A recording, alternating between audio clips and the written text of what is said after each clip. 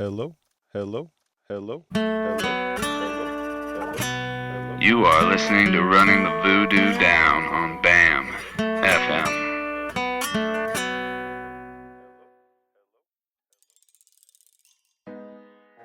The perfect song, the one with lyrics that make our hearts melt or pump us up, that connect, compel, or confound, that feel like they define us. We all have that perfect song. Whether it's the whole thing or just one line, there's really a lot of power in words set to music. I'm Micah Dubroy, and on this episode of Running the Voodoo Down, we talk to some songwriters about their craft, about what it is they think about when they're writing lyrics, and why they choose to sing and sing over and over again the particular stories they tell. I have with me Avi Vinokur from the band Goodnight Texas and John Elliott. They are both prolific and accomplished musicians, performers, songwriters, and recording artists, and multi-instrumentalists. I wanted to start by asking John about his inspirations, about what attracts him to certain lyrics when he hears them. Oh man, that's a great question. I was thinking that just last night because I went to see a band play and I just checked out, within minutes of their first song, and I was like, okay, why did I do that?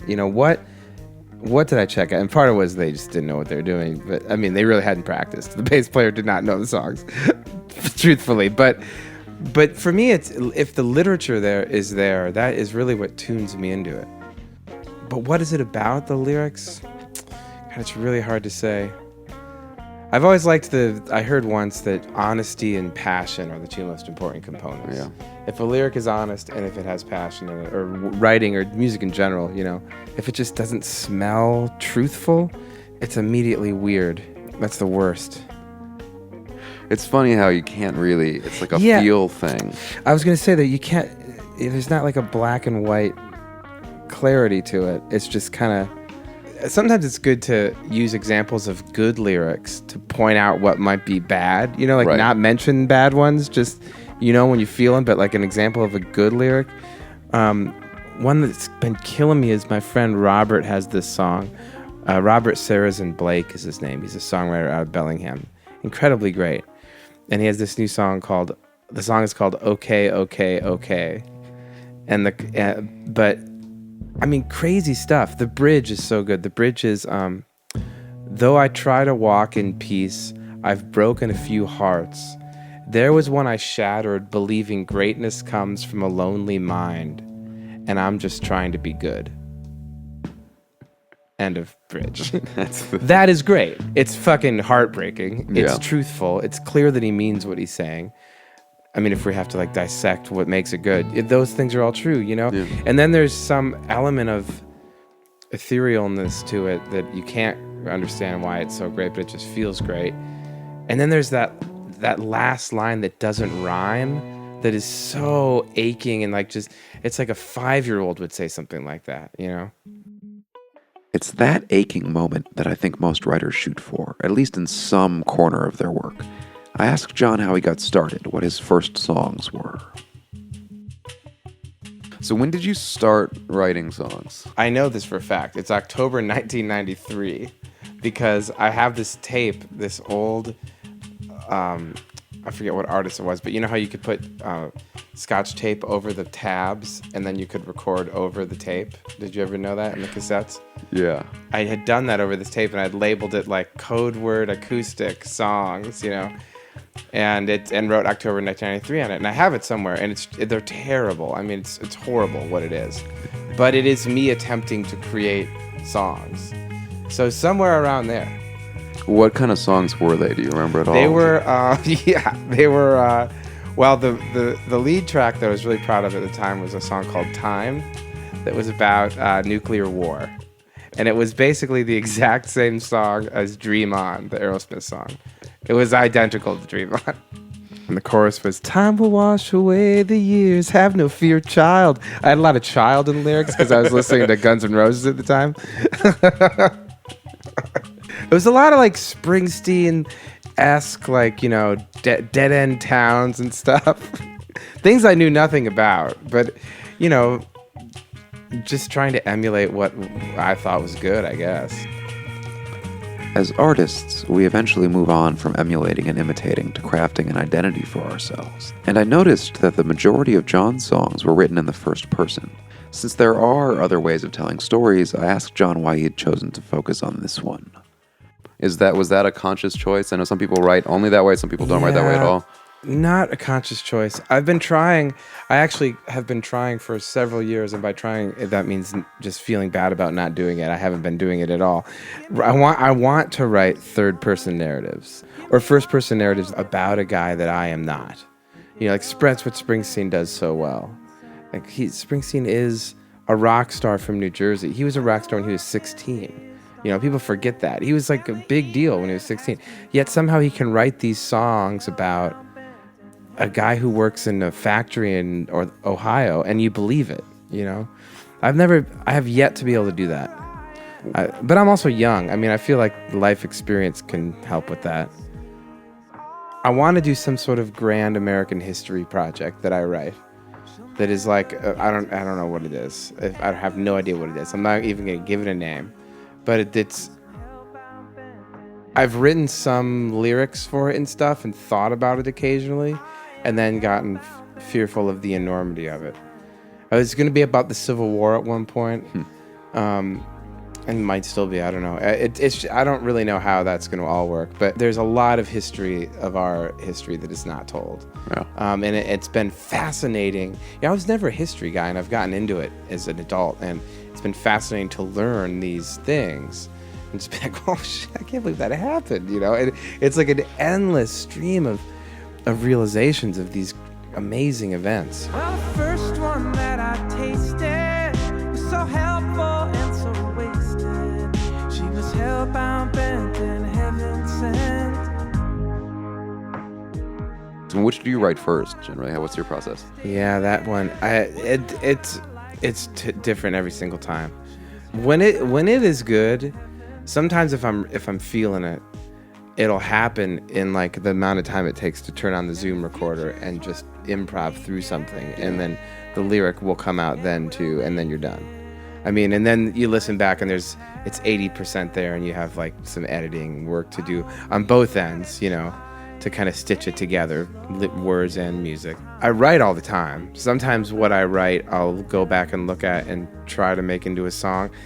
But I just tried to do that, and I struck out like 6 pieces of rambly writing in a row, trying to turn into 6 different songs, and I got nothing for hours, And then the day before, I got one in 7 minutes by just sitting there and turning on the recorder. So, it also depends how I'm feeling too. Like I'm in a good creative mode right now. I'm just feeling like I'm harvesting whatever has been planted the last couple months, and it's great. Do you find you go through fertile periods and what's it, fallow periods? Yeah. Fertile and fallow. Definitely. I always feel bad and worried or something when I'm in a fallow. Actually, that's not true. I used to. I don't anymore because it's done its cycle enough that I know that it'll come around again. And it'll come around again in different bursts, like sometimes it'll come around again in just like a tsunami of things. Sometimes it's just you get a couple out of it, I really do think that the garden fallow fertile analogy is great for creativity. I think that's exactly, at least for me, that's very, very much how it feels and how it works. Yeah. And you can feel when you've exhausted your crop and it's time to like watch some Seinfeld reruns, you know what I mean? And just let it be, man. It'll be fine. It'll come back, You can't be like that all the time. Too,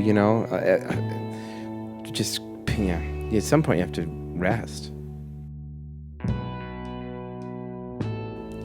We'll come back to John, but my second guest today is Avi Vinokur. As I mentioned before, he's a singer, songwriter, and multi-instrumentalist who, along with bandmate Patrick Wolf, runs a group called Goodnight Texas, based out of San Francisco. The band as a whole is very focused on a certain subset of American history. You might notice a theme here. And this non-coincidentally arises in part from their musical inspiration and forebears.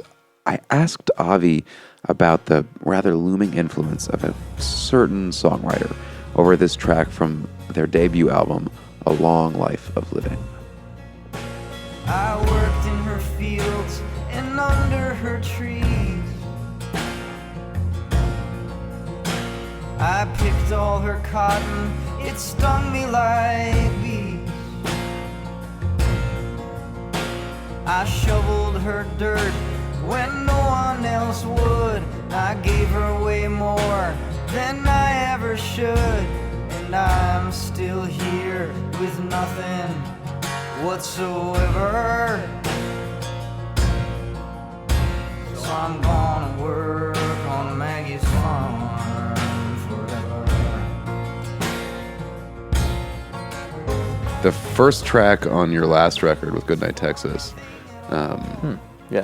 is clearly a direct reference to a Dylan song. Yeah, it's like the alternate ending. Can you talk about how that came about, or That why? came about very quickly. I have like a thing in my it's in my phone where I just kind of write down quick ideas that I get for just a concept or something. And one of them was, and I pictured it more of as a joke, but was as opposed to I ain't gonna work on Maggie's farm no more to I'm gonna work on Maggie's farm forever. It was just, to me it seemed funny at the time, and I wrote it down. And I forget where I had somewhere to go. I was living with a girlfriend at the time, and her friend came over, and they were waiting for me to leave. And I like wrote this whole thing like very quickly as they were going, and I started recording it that night. And while they were waiting for me, like the day I wrote it, I recorded myself just playing it and doing it. Actually, and that's the one on the record. We put drums over it and stuff. That's like the day I wrote that song. Oh wow. And I tried to do it again later, and it just didn't seem as. It seemed too thought about or too.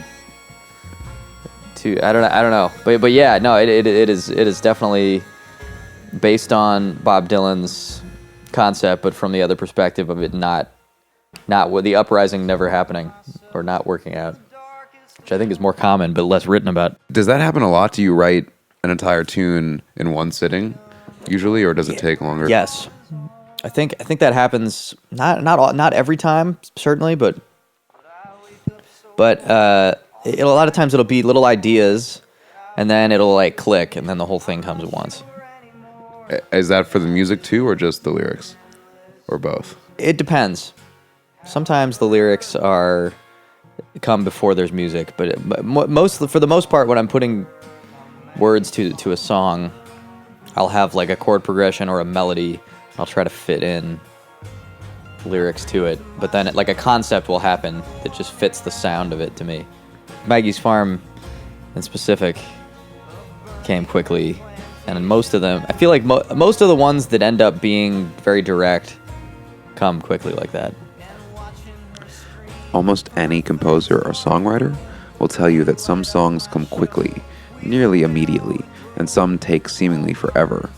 We're going to take a quick break to hear from the people who support this show. I promise it will not seem like forever. And when we come back, we'll hear more from Avi about his songwriting process and the songs it produces. You liking running the Voodoo down? Yeah, me too. We got many other podcasts too that you can check out at BAMM.TV. And probably the best place to go right now is Facebook. So everyone knows how to get to Facebook. And then you just type in BAMM.TV and you'll see our page and you'll get all the updates from all of our shows and check out all the videos and concert updates. Pretty dang good resource.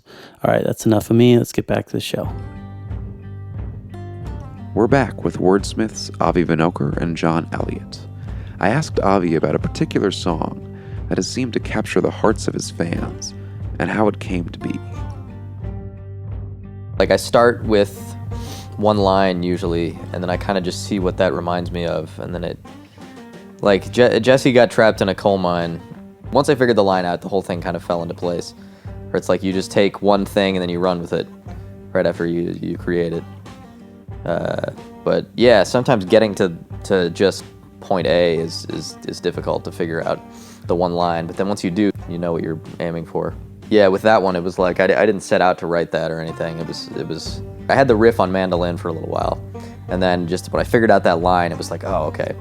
Someone gets caught in a coal mine. Like, what about everyone else that knows them and lives with them? And it's just like, this is an American story about a nameless person. There's every time there are people trapped in a coal mine accident, it's like 12 people trapped and probably killed in the coal coal mining accident in West Virginia. It's like, who are they? What about each individual one? Their families, what's going on in their lives? And this happened throughout history. Where are these people that are just they're still in the mountain somewhere? It's like, what happened to all the people that cared about them? What happened to the life they were about to have? I don't know, but yeah, the whole story came to me all at once after figuring out that line. Jesse got trapped in a coal mine, digging in the dark black pearl. Jesse got trapped in a coal mine, never did marry his girl. There ain't nowhere and there ain't no light, and there ain't no way to make it out alive. His wedding was planned for the 5th of July, but Jesse got trapped in a coal mine and never did marry his girl. John writes about a variety of topics, including this historical angle, but Avi and Goodnight Texas seem to be really focused on this particular era of American history, not just lyrically, but visually and sonically, and even in the band name itself. It conjures a certain something, and I asked him what this was about.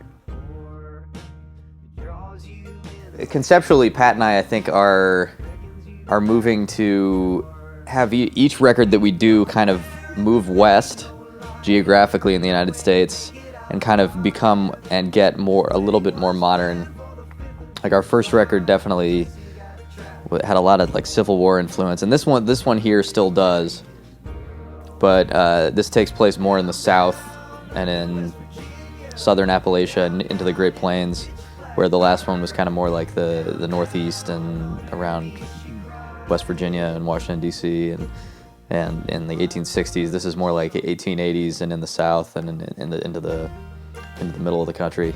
And I think actually I think a lot of the stuff we're working on, we just finished this new record, but we're already working on the one after it, like the music for it, and a lot of it takes place in the Southwest and in the West.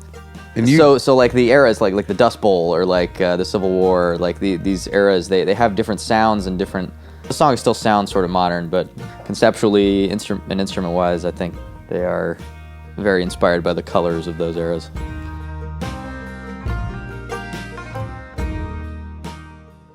So my question at this point, and it may be yours as well, is why would a man who grew up outside of Los Angeles in the late 20th century be so focused on a rural America centuries old? Why write about Appalachia? Yeah, that's just kind of where my family was always based. They were in Frederick, Maryland. My family had a house, like right off of a train track. I never went there because they had long moved out and it had been torn down. But just heard stories of it and seen some pictures of it that had no plumbing, it had no water. It was this sort of very poor house, and my great grandmother would play piano in it for the kids, and there were two of her kids, I guess are great uncles of mine. They were musicians, and one played fiddle and one played piano, and they tried to start a band, but it didn't work out or something. But I guess there's sort of been scattered musicians and sort of poor history, and they were very podunk. It was not, though it was in Maryland. Technically, it was just right on the line of where it would cross into the real rural country. Yeah, I think that has always, like going to Civil War battlefields as a kid out in Hagerstown, outside of Hagerstown, like Antietam battlefield. I used to go spend like July 4th sometimes out there, and I had family that still lived there up until I guess 1998, I think. Yeah, just going out there was always sort of like an American history lesson as a kid. And the basement to their house was really interesting. I didn't spend hardly any time in there because it was almost a little too scary for me. It was very dark, but there were these strange artifacts of like American history in this house. Like, and we actually still have it, and it's in Southern California now. A couple things. One is a sword that belonged to someone in our family, we think or assume, from the Revolutionary War. So my grandmother's family had lived in the United States since like the early 18th century, since like long before the Revolution. And there's a grandfather clock that we have from 1774. I guess there's only two of them. It's by a man named John Steincypher. It's marked by the year. It's all just he made every nail by hand. It is one of the most gorgeous things in the world. Yeah, we still have that in our family, but they just these weird American artifacts that were in this house and had been there for God knows how long, that our family had bought new, like that clock. Someone in our family bought that new. I mean, and the guy, I'm sure it made it for someone way back when that was related somehow to someone. The American history was just kind of always around when I take these trips to Western Maryland and West Virginia with my family. So But- did you grow up kind of loving that and immersing yourself in it? Do you go to Yeah. see those kind of movies or like read I've always books really about? just been interested in that. American history, even as a younger kid, just American history class was always one of my favorite classes. Just trying to build a timeline out of American history and to really understand it was just always really interesting to me. I don't know. So I never considered crossing it with music. Like it never even occurred to me until more like maybe about 2.5 years, 3 years ago, when we started working on the record, and the songs we kept picking just kind of were about that, and the look and it just like made sense. All this, it was like, oh my God, no wonder that I like writing this kind of music. Like this is what I always was interested in, but it just never occurred to me to do that until more recently. Run for the fences, Riley. When their backs are turned. Follow the railroad, Riley. When their backs are turned. Up over the mountains, Riley. When their backs are turned. You find the place you're promised. When their backs are turned. Run, run, run with the railroad. When their backs are turned. Run, run, run with the railroad. When their backs are turned. Run, run, run. I think the fact that this subject matter is so personal for Avi really comes through in the songs. It's worth remembering that as a performer, you'll be singing these songs over and over again every night. It's not a magazine article or a blog piece or a tweet that you can send out to the world and be done with. You have to reenact it again and again, and compellingly enough to affect an audience. There's something to be said for the wisdom and self-knowledge it takes to look inside yourself and find the right words and stories to carry with you. But we don't always start that way. Just like, to me, the melodies were more interesting. Like I never really paid attention very closely to lyrics, but then when it came time to actually write music, I had to put words to it. So I had a brother.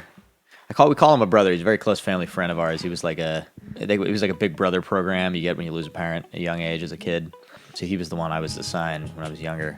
My dad died when I was very little, but he was a writer and wrote like a playwright and wrote books and things like that.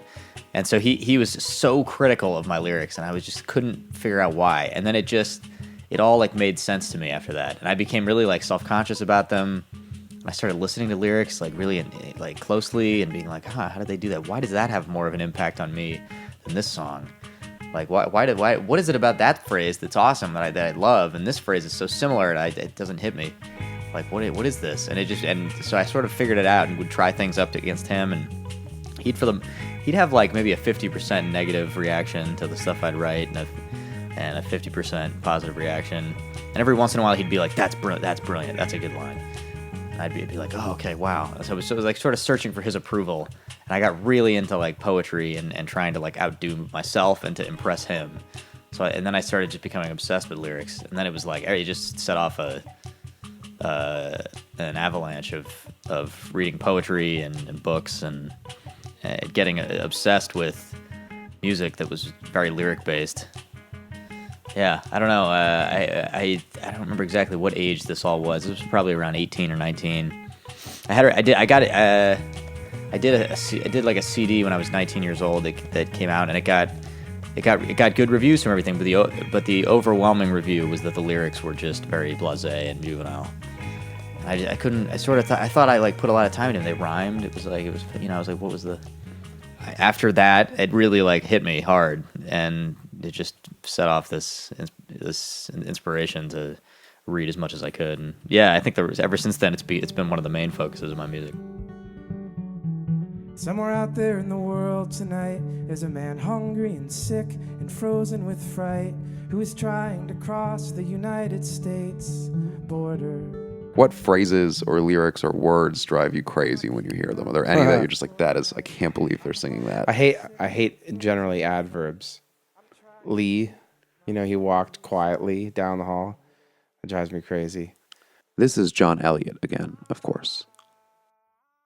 Roads, anything about the road. Like, what my biggest pet peeve is songs about songwriting. When people are like, I sat down here and you just left yesterday. I grabbed my pen, paper. Yeah, I like that kind of stuff. And roads, traveling, like you just left San Antonio, whatever, that kind of stuff. Maybe you did. I mean, it's fine. I don't know. I've done that too. I fucking have a ton of songs with specific driving references. So who can say? But the other thing about there's like people have rules about rhymes because rhymes are like season and reason is done all the time or things like that.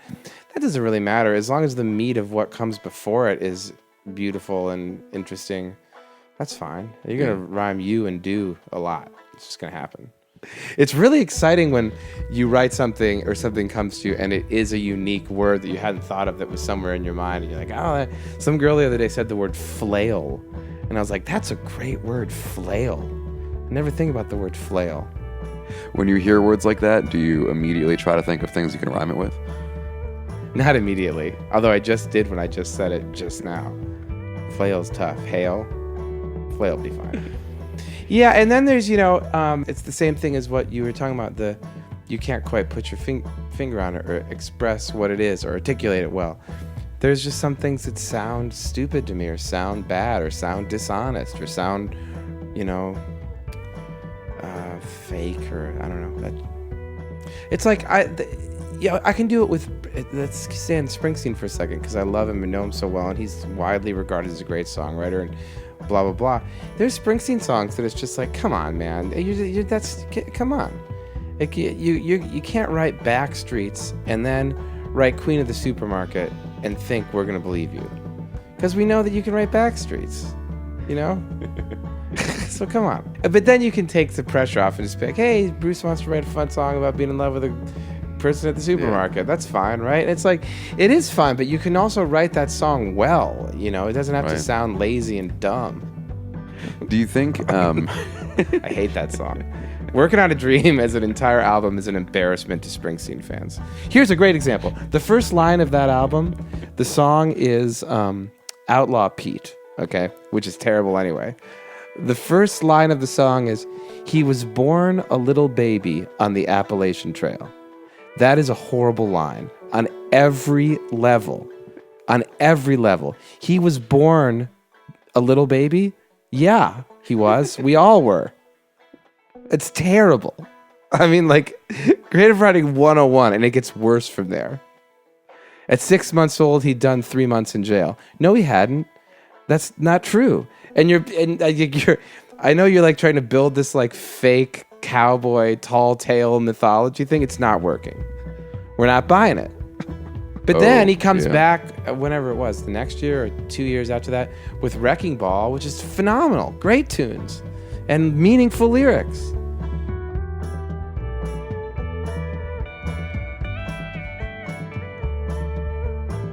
As an instrumentalist, you're always practicing and working, and sometimes there's that same feeling of you get better and better, and then you hit a plateau, and then it takes something to break that. Do you feel like that as a lyricist? Do you think about your lyrics in that way at all?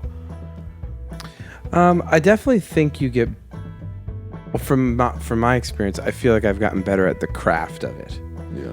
Just creative writing, grammar, that kind of stuff. I feel like I've gotten better at what, to my ear anyway, sounds right, and just simple things like how a line scans, how many syllables are in the line, where the stress of the syllables is with the music and things like that. Yeah, I wrote this song with two songwriting friends of mine, and one of the guys kept saying, let's see how that sings, and sometimes that dictates what you choose, even if it's, people don't listen to lyrics anyway. You don't have to worry about it. They do. I'm joking. I mean, that's all. I judge it. I will judge a song on the. I know that melody is king, and I know that people like to dance and stuff. But lyrics are what I am most proud of, maybe in my thing, and also what I just value. When I asked Avi about what lyrics he valued, if he had any pieces of his own work that he was very satisfied with, he had a quick and really specific answer. There's one on the new record that I actually, I was saying earlier, a lot of songs come fast, and this is one that took me about 8 years to finish. I wrote it, I started performing it. I was just kind of like, I liked it a lot, and I had all the words, and the words haven't changed, but the time signature and the instrumentation was what wasn't right about it. It's a song called Dearest Sarah. It's about a letter written from a husband to his wife during the Civil War. He was outside Washington, D.C. He wrote a letter back to Rhode Island because he was about to take off for the Battle of Bull Run in Virginia, and he was writing to his wife saying, listen, I'm probably going to die. You need to raise our children this way. I'm dying for this reason, and it's because this country needs it, and this country is more important than everyone here. It's more important that our country works for our children than I live. It was like the most beautiful patriotic piece of writing I'd ever seen in my life. And I wrote this song about it, and it's just kind of based on some of his words and just like the overall concept of his thing. And I wrote the words to it, and I wrote it in 4/4 on a guitar. And then, but it just never came together. It never worked. This was a song that I wrote about the Civil War long before I had this idea to do this band. But once we started playing stuff and it was about the Civil War, it made perfect sense to incorporate this song. Like 8 years ago when I started playing the song for the first time, I only played it at 2 shows. But from each show, there's still somebody from each show that I'm in touch with that has bothered me to record and release that song for 8 years. And I only played it twice, and it for some reason, that story was just so heart-wrenching to me. And that story is just connects with every person out there. Like this letter that this guy wrote. People who read this letter, it was featured prominently in the Ken Burns series, and that's kind of when it came back to light and became kind of more popular. But the Civil War series. But it was like, man, I need to record this song someday, and I finally did. Unfortunately, Avi's new record with Goodnight Texas, titled Uncle John Farquhar, is not being released until August of this year, so I can't play the studio recording, but Avi was kind enough to provide a bootleg live performance from the Lost Church in San Francisco, and I'll play a little bit of that now.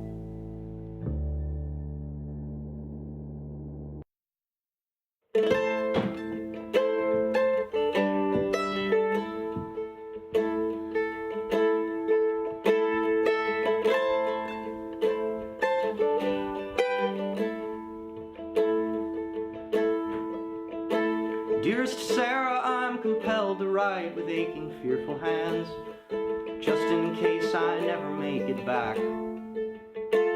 I left our family weeks ago for battle-stricken lands, and I fear I won't survive the next attack. I left Rhode Island willingly to join the Union force, understanding I may never know my boys. But this country's strength of government is in a great divorce, and for this I risk my life and all its joys. It destroys you. You read this letter and it is just so painful and so honest. I still can't believe it's real. Like I almost feel like someone forged it, but they didn't. But it's too beautiful. No one writes that beautifully.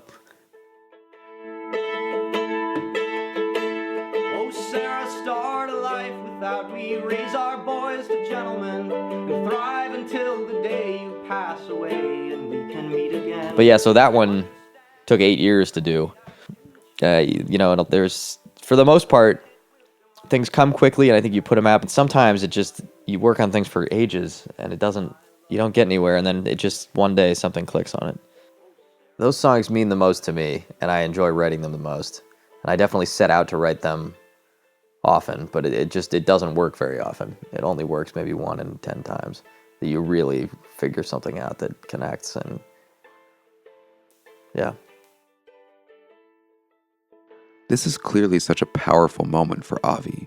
I wondered aloud to John whether this kind of meaningful but intense experience could be a burden in any way. I mean, a lot of your songs sound really personal, obviously, and some seem somewhat melancholy, some seem more hopeful. Are you able to sing the songs sort of from the other perspective if you're in a different mood, or do you not play those at that point? Oh, that's interesting. I think I'm figuring that out, actually, a little more, because I'm getting better and better at telling a story with the set of that night, whatever it may be. And part of telling that story is going all those places. And it's actually kind of a wonderful thing, because if you're in not a great place, you can use some of the hopeful things to bring you out of it that night, or vice versa. If you're feeling good, don't forget about the darkness, you know? I'm dying for old Sarah, but my love for you is deathless. Oh, Sarah. It was surprising to me to realize that not everybody values lyrics to the degree that I do. Like my one of my favorite drummers I ever played with, my friend Andy, he did not hear my lyrics at all. He heard sounds. So he'd be, and it's kind of melodies, but he'd be like, but mostly he'd hear like rhythms of sounds. So he'd be like, what's the one that's like, these are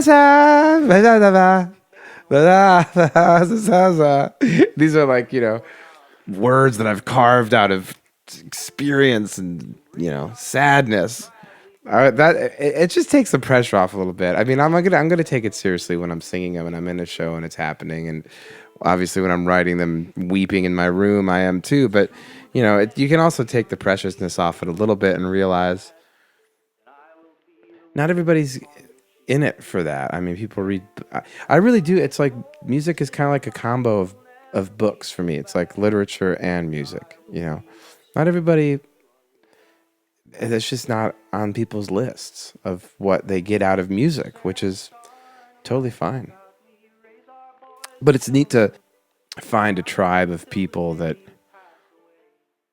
does get off on the writing aspect of it and does a good job with it, because it's just my favorite thing. It's beautiful. It's my favorite form of expression. I love it, man. People that write books, it's like, Jesus, so many words are necessary. And poetry, I love poetry, but I don't read it really at all. It's like, I've tried. Do I love it? Maybe I don't even love it. I mean, it seems very stiff to me. The world of poetry seems very academic and booky, and I don't know.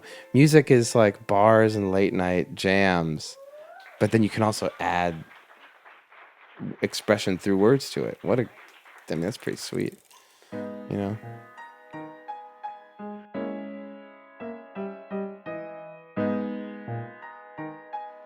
Well, that's our show. I want to thank my guests, Avi Vinokur and John Elliott.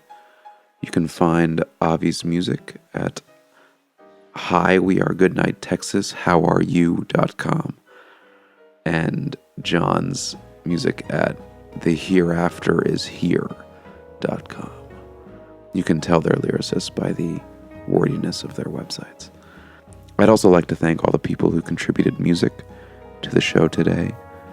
In addition to Avi and John, Andrew Lawbacker, Kelly McFarling, Quinn DeVoe, and Benjamin Andrews.